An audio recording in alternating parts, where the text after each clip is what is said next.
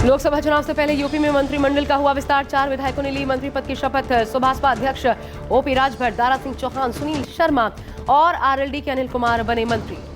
RLD के पुरकाची विधायक अनिल कुमार योगी सरकार में मंत्री बने।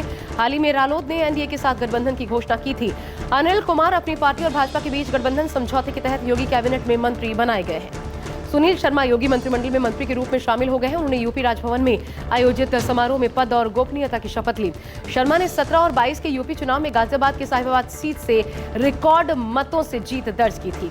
दारा सिंह चौहान योगी कैबिनेट में मंत्री बनाए गए हैं। पिछले यूपी चुनाव से पहले वो बीजेपी छोड़ समाजवादी पार्टी में चले गए थे। फिर विधायक पद से इस्तीफा देकर बीजेपी में वापस लौटे और घोसी सीट से उपचुनाव लड़ा, लेकिन हार गए।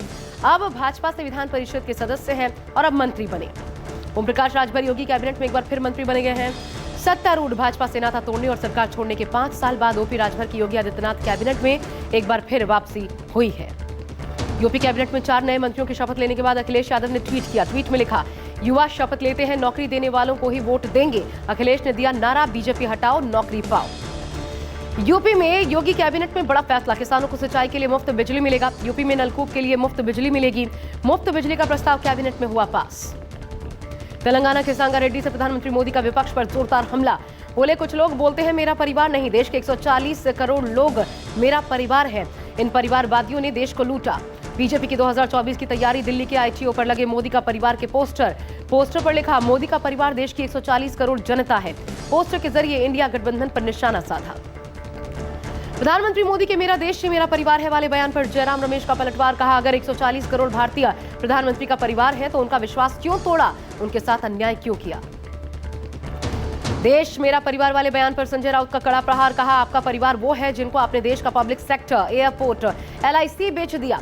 मणिपुर मोदी के परिवार में नहीं आता, अगर आता है तो फिर उनके साथ अन्याय क्यों हुआ। महाराष्ट्र में महायुति में सीट बंटवारे पर फंसा पेच। फडणवीस और अमित शाह के बीच बैठक हुई। एकनाथ शिंदे गुट ने 22 सीटों की मांग की। अजित गुट ने की 10 सीटों की डिमांड। सीट शेयरिंग पर महाविकास अघाड़ी की बैठक। 6 मार्च को महाविकास अघाड़ी का सीटों पर फिर से होगा मंथन। शरद पवार और उद्धव ठाकरे बैठक में होंगे शामिल। मोदी सरकार पर तेजस्वी यादव का वार। कहा, 100 करोड़ बेरोजगार दुखी हैं सब परिवार। इंडिया गठबंधन बहुत मजबूत है, आने वाले समय में बिहार सबको चौंकाएगा। एमपी के उज्जैन पहुंचे राहुल गांधी ने की महाकाल मंदिर में पूजा अर्चना। दर्शन के बाद देवास गेट तक रोड शो निकाला। परीक्षार्थियों महिलाओं से संवाद किया। संदेशखाली में ईडी की टीम पर हमले का मामला। सीबीआई करेगी संदेशखाली केस की जांच। कोलकाता हाईकोर्ट ने सीबीआई को केस सौंपने को कहा। आरोपी शाहजहां को भी सीबीआई की कस्टडी में भेजने का आदेश। 7 मार्च को बीजेपी में शामिल होंगे जस्टिस अभिजीत गांगुली। गांगुली का कोलकाता हाईकोर्ट से इस्तीफा। बोले, किस सीट से चुनाव लड़ूंगा ये आलाकमान तय करेगा।